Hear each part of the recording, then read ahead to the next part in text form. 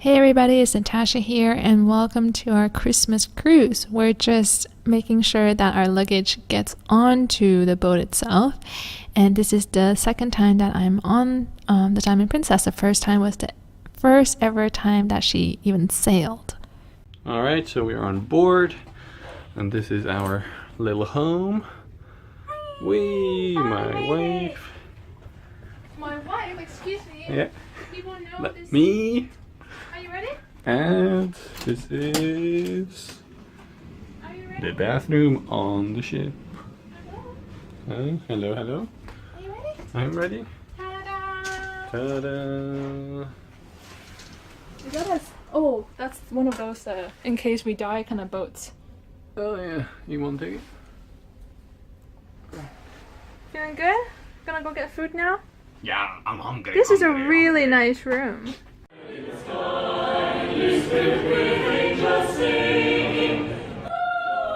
This is the little snippet of what it's like as we arrive inside the cruise. Lots of Christmas cheer. Now, at this moment, the boat is still parked in Singapore, so it's one last look at the harbor before we take off. There are a few destinations that we're going to visit on this 10-day cruise. The first one is oh gosh, it's so hard to say the name. It's Kota Kinabalu, which is in eastern Malaysia. And we are here right now taking a day tour. The very first location we're going to visit is their museum. It talks about the local culture. This is just a hanging bridge within the gardens, the grounds of the museum. It's a lot of fun. We get to visit lots of houses. That was fun. It's very shaky, huh? Yeah. Oh god. Little huts, whether it's over the water or it's on land, but pretty much how the tribal people in eastern Malaysia live. This is an example of the interior. Lots of bamboo or straw. It doesn't seem very stable, at least I'm not very much used to it. And next you're actually going to see a weapon that they use, and you blow into it, and that's actually very powerful. So people are just taking a crack at trying to blow up that balloon there. In Kota Kinabalu you also have really nice beaches. And this is the view from a higher location of the city itself. So apparently you have amazing sunsets here, but we were busy eating dinner by the time we actually got back to the boat. And here's a mosque that's surrounded by water. Speaking of dinner, it was really good food on board. Jachym and I would actually take 3 appetizers and 2 mains.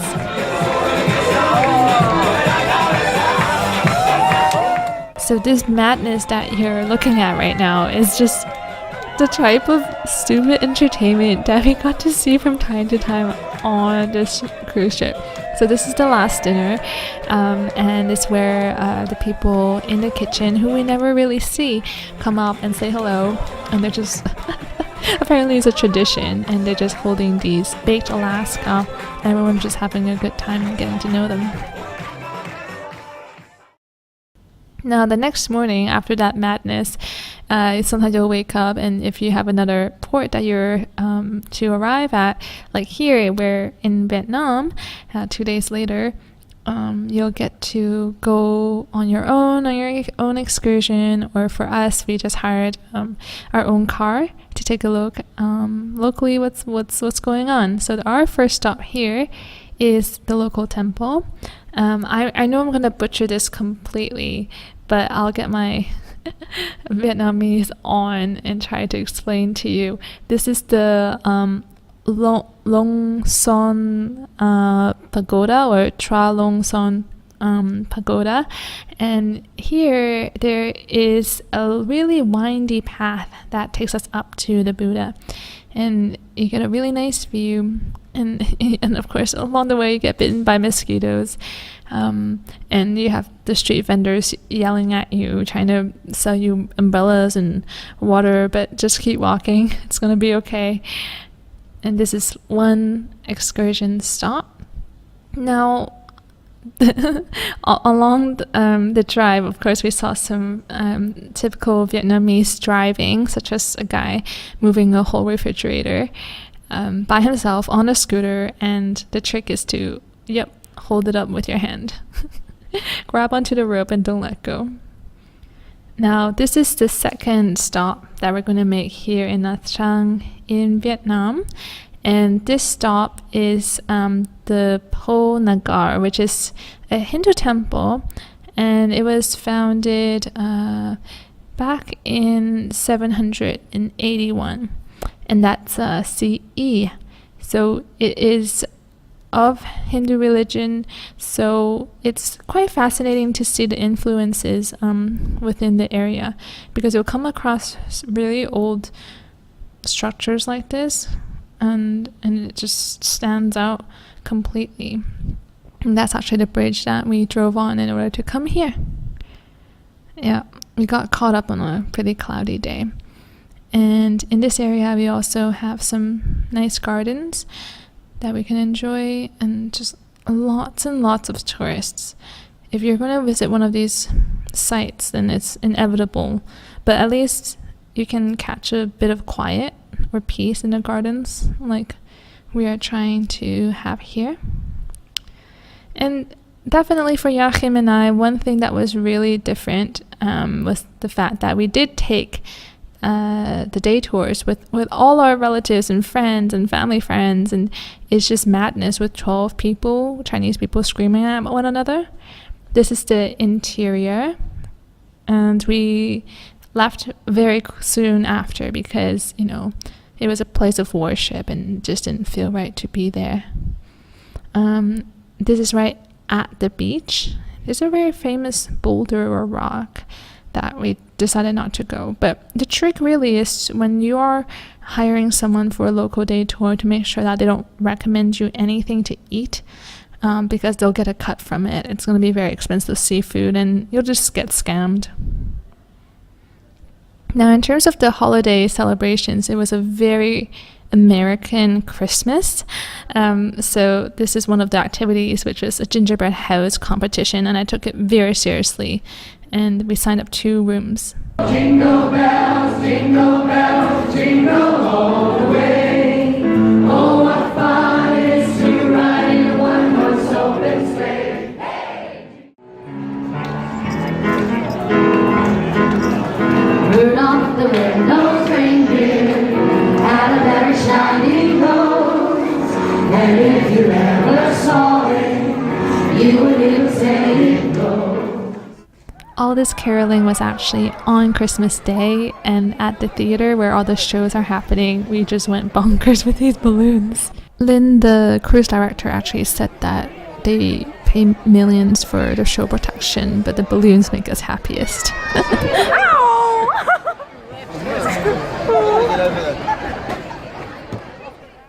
Another big surprise that was just a complete gift to us on Christmas Day was that another cruise of the Princess Cruises company, they were passing us by, and the captain's brother is actually on the other boat, which is just such a coincidence. It was really, really, really special moment. And then this here is captured by Jachym. This is not exactly a tornado, but it's called a water spout, and it's usually quite short-lived. It can't live heavy creatures out of the water, but it can live some fish, which is so strange.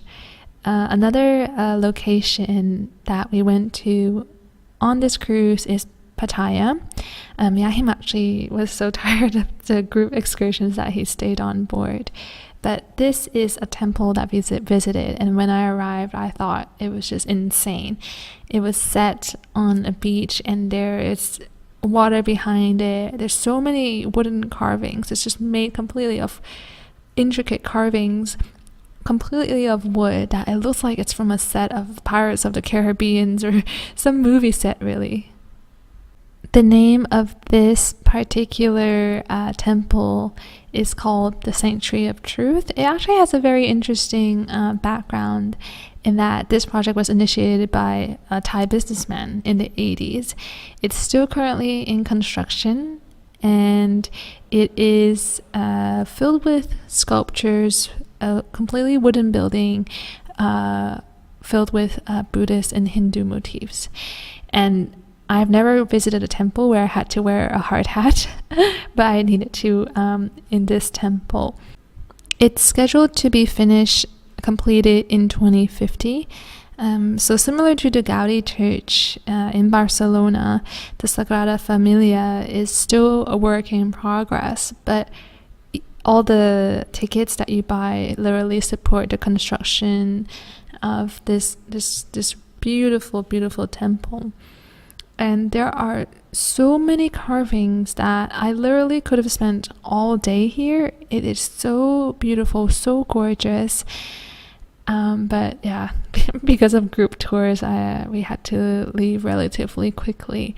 But if you just slow down for a moment and you zoom into any angle of this building, it is so intricate, and you can find all sorts of symbols.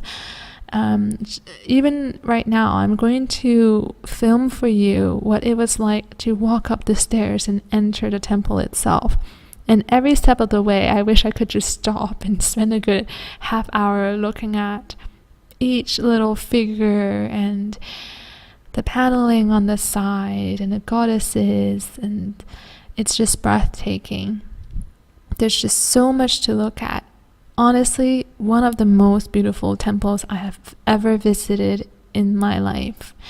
And I wish I could explain to you, all that is depicted here. But I think just like a monastery in Constance in Germany, where a scene from the Bible is drawn out, I think it's something similar, where the stories within Buddhism or Hinduism is just laid out for you in these carvings.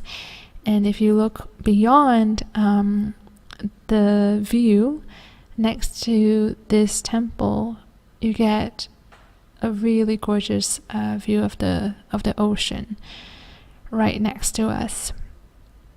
Yes, and even the pillars, the ceiling, everything is carved.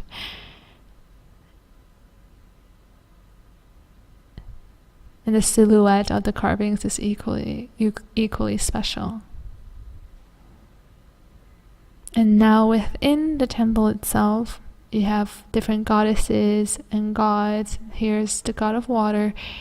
You have different quarters, different sections of the temple itself. And inevitably, you have all these tourists in hard hats. Yeah, and like I say, you can just take a look at how many figures are on one panel of the wall. It's incredible. And the mass scale of it, it's a pretty big building, and it's endless. It's still not finished. You can see the carvings coming along. And actually makes this building really come to life, because it's still growing, in my opinion. It's still growing, still alive. And thanks to the hard work of the workers here, it's gonna look even more amazing when it's completed. The second stop that we went to in Pattaya is the floating market.